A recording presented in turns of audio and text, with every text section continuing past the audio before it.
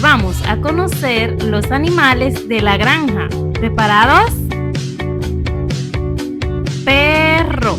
La palabra perro inicia con la consonante P. ¿Y cómo hace el perro?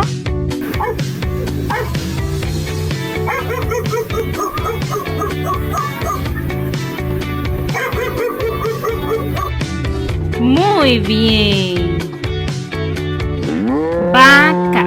La palabra vaca inicia con la consonante V. ¿Cómo hace la vaca?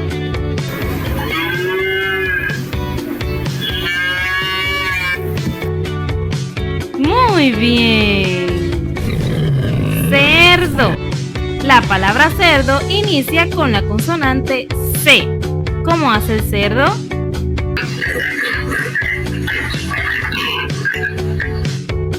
Muy bien. Oveja. La palabra oveja inicia con la vocal O. ¿Y cómo hace la oveja?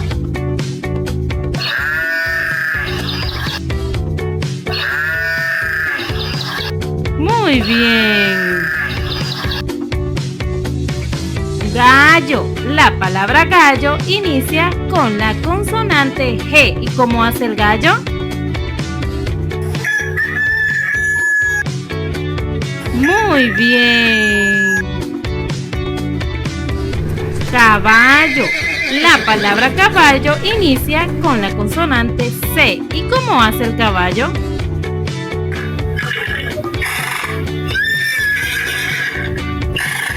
¡Excelente!